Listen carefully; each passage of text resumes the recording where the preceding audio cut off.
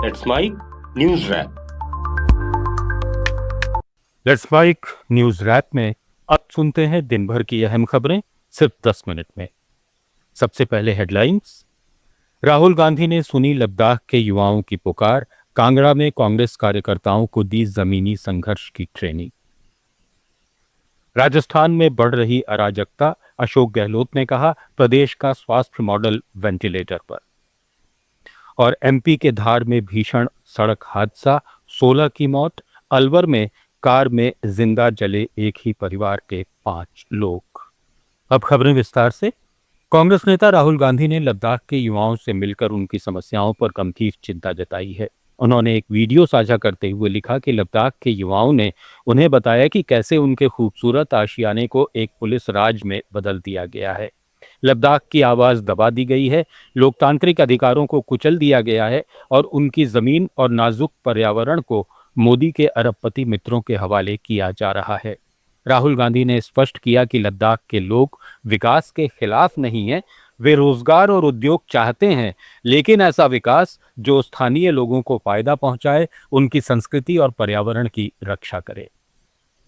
राहुल गांधी ने हिमाचल प्रदेश के कांगड़ा में कांग्रेस के संगठन सृजन कार्यक्रम के तहत पंजाब, जम्मू कश्मीर और हिमाचल प्रदेश के 80 जिला अध्यक्षों को प्रशिक्षण दिया।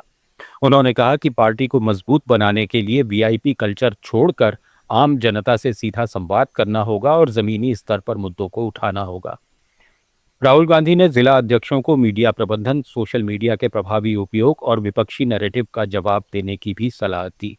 सुबह कांगड़ा पहुंचे राहुल गांधी दोपहर बाद दिल्ली के लिए रवाना हो गए। कांग्रेस के इस 10 दिन के ट्रेनिंग कैंप के समापन पर मुख्यमंत्री सुखविंदर सिंह सुक्खू समेत कई स्थानीय नेता मौजूद रहे। मुख्यमंत्री सुखविंदर सिंह सुक्खू ने कहा कि पालमपुर में सभी काउंसलर प्रत्याशियों की घोषणा कर दी गई है, जबकि मंडी में 10 काउंसलरों के प्रत्याशियों के नाम जारी किए जा चुके हैं। बाकी की रिपोर्ट तैयार की जा रही है, जिसकी घोषणा कल तक कर दी जाएगी। मंडी में भी तकरीबन हमने 10 काउंसलरों के प्रत्याशियों की घोषणा की है, बाकी की रिपोर्ट बनाई जा रही है और कल तक उनकी भी घोषणा कर दी जाएगी। सोलन में भी हमारे 10 या 11 कैंडिडेटों की घोषणा कर दी गई है, उन बाकी की रिपोर्ट्स आज रात तक बनाई जा रही है। और धर्मशाला में हमारे 2 वार्ड पेंडिंग हैं और 15 वार्डों की घोषणा कर दी गई है। निश्चित रूप से जो Bharatiya Janata party narrative set करती है, एक तो भारतीय जनता पार्टी हिमाचल विरोधी है। समाजवादी पार्टी नेता रविदास मेहरोत्रा ने कहा है कि उत्तर प्रदेश विधानसभा के विशेष सत्र में पार्टी चाहती है कि महिलाओं को आरक्षण मिले, लेकिन इसमें दलित, पिछड़े वर्ग की महिलाओं, अल्पसंख्यक महिलाओं को भी आरक्षण मिलना चाहिए। हम सामाजिक न्याय के पक्षधर हैं, ये आरक्षण बिल सामाजिक न्याय के खिलाफ है। समाजवादी पार्टी का ये कहना है कि हम लोग चाहते हैं कि महिलाओं को आरक्षण मिले, लेकिन इस आरक्षण में जो दलित महिलाएं हैं, पिछड़े वर्ग की महिलाएं हैं और अल्पसंख्यक हैं, उनको भी मिलनी चाहिए। हम लोग सामाजिक न्याय के पक्षधर हैं।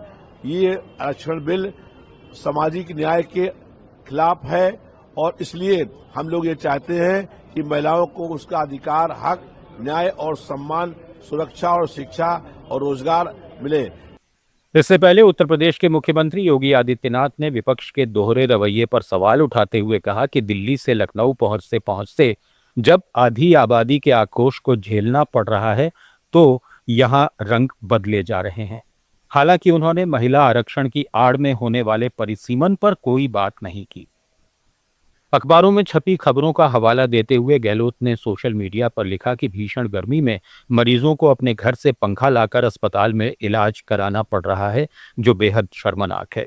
राजस्थान सरकार स्वास्थ्य गारंटी योजना का 2200 करोड़ रुपए का बकाया भुगतान नहीं हो रहा है, जिसकी वजह से कई अस्पतालों में इलाज ठप है। सरकार ने हजारों फार्मासिस्टों की सेवाएं समाप्त कर दी हैं और करोड़ों रुपए के चिकित्सा उपकरणों को कबाड़ बनने दिया जा रहा है। पूर्व सीएम ने कहा कि कांग्रेस सरकार ने राइट टू हेल्थ के जरिए जनता को स्वास्थ्य की गारंटी दी थी, लेकिन भाजपा सरकार ने कुप्रबंधन और लापरवाही की भेंट चढ़ाकर इस योजना को बर्बाद कर दिया। अशोक गहलोत ने श्रीगंगानगर से भाजपा विधायक जयदीप बिहाणी के साथ आरयूआईडीपी के अधिकारियों द्वारा हुई मारपीट की घटना पर भी हमला बोला है। उन्होंने एक मीडिया हाउस की खबर का हवाला देते हुए एक्स पर लिखा कि यह घटना पूरे प्रदेश में बढ़ती अराजकता का स्पष्ट प्रतीक है। उन्होंने सवाल उठाया कि जब एक सत्ताधारी दल के विधायक के साथ ऐसा व्यवहार किया जा सकता है तो आम जनता की क्या हालत होगी। गहलोत ने सरकार से मांग की कि ऐसी घटनाओं को गंभीरता से लिया जाए, अन्यथा जनता के बीच सरकार का विश्वास और इकबाल तेजी से खत्म होता जा रहा है। रेल मंत्री अश्विनी वैष्णव ने जम्मू तवी रेलवे स्टेशन से जम्मू श्रीनगर के बीच 20 कोच वाली वंदे भारत एक्सप्रेस को हरी झंडी दिखाकर रवाना किया। ये ट्रेन 267 किलोमीटर की दूरी करीब 4 घंटे 50 मिनट में तय करेगी। इस दौरान मीडिया से बातचीत में रेल मंत्री ने कहा कि 20 कोच की वंदे भारत सेवा जम्मू से श्रीनगर के लिए शुरू हुई है। लोगों में बहुत उत्साह है। जम्मू कश्मीर के मुख्यमंत्री ने भी इसकी सराहना की है। राष्ट्रीय सुरक्षा शिखर सम्मेलन में रक्षा मंत्री राजनाथ सिंह ने कहा कि ऑपरेशन सिंदूर के सफल संचालन के बाद भारतीय स्वदेशी हथियारों और रक्षा उत्पादों की विश्वसनीयता को लेकर दुनिया भर में एक सकारात्मक रवैया देखने को मिल रहा है। रक्षा मंत्री ने कहा कि ऑपरेशन सिंदूर के बाद हम अपने स्वदेशी हथियारों और रक्षा उत्पादों की विश्वसनीयता के प्रति दुनिया भर में एक सकारात्मक रुख देख रहे हैं। आज स्थिति इस स्तर पर पहुंच गई है कि दुनिया भर के कई देशों ने हमसे हथियार और रक्षा उपकरण खरीदने में गहरी रुचि दिखाई है। कांग्रेस नेता जयराम रमेश ने एक्स पर लिखा कि ठीक 1 साल पहले 30 अप्रैल 2025 को मोदी सरकार ने अचानक घोषणा कर दी थी कि आगामी जनगणना में पूरे देश की जाति आधारित गणना भी शामिल की जाएगी। उन्होंने इसे मोदी सरकार का ड्रामेटिक यू टर्न बताया और पुरानी घटनाओं का विस्तृत क्रम रखा। 21 जुलाई 2021 को गृह मंत्री ने लोकसभा में भाजपा सांसद निखिल खड़से के सवाल के जवाब में साफ कहा था कि सरकार की नीति है कि अनुसूचित जाति और जनजाति के अलावा जातिवार जनसंख्या की गणना नहीं की जाएगी। 21 सितंबर 2021 को मोदी सरकार ने सुप्रीम कोर्ट में हलफनामा दाखिल करके कहा कि अदालत द्वारा जाति गणना का कोई निर्देश देना सरकार की नीति में दखलंदाजी होगी। 16 अप्रैल 2023 को कांग्रेस अध्यक्ष मल्लिकार्जुन खड़गे ने प्रधानमंत्री को पत्र लिखकर नियमित जनगणना के साथ अपडेटेड जाति जनगणना की मांग की थी। 28 अप्रैल 2024 को प्रधानमंत्री ने एक टीवी इंटरव्यू में कांग्रेस की जाति जनगणना की मांग को शहरी नक्सली विचारधारा करार दिया था। कांग्रेस अध्यक्ष मल्लिकार्जुन खड़गे ने कर्नाटक कांग्रेस में चल रहे मुख्यमंत्री विवाद पर कहा कि हम राज्य की उलझन को जल्द से जल्द सुलझा लेंगे। उन्होंने कलबुर्गी में मीडिया से बातचीत में स्पष्ट किया कि ये उलझन हाईकमान की वजह से नहीं बल्कि राज्य स्तर पर है। साथ ही खड़गे ने दीवार गिरने की घटना पर चिंता जताते हुए कहा कि ये एक पुराना कंपाउंड था, इसे ठीक से नहीं बनाया गया था। एक तरफ कंपाउंड को ठीक किया जाना चाहिए और दूसरी तरफ उन सब्जी विक्रेताओं को उचित मुआवजा दिया जाना चाहिए जो कंपाउंड के पास बैठकर सब्जियां बेच रहे थे। मध्य प्रदेश के धार जिले में इंदौर अहमदाबाद राष्ट्रीय राजमार्ग पर एक बड़ा हादसा हो गया जिससे 16 लोगों की मौत हो गई। जानकारी के मुताबिक 46 मजदूरों से भरा पिकअप वाहन टायर फटने से पलट गया और एक स्कॉर्पियो कार से जोरदार टक्कर हो गई। इस भीषण हादसे में 16 लोगों की मौत हो गई जिनमें 6 बच्चे शामिल हैं।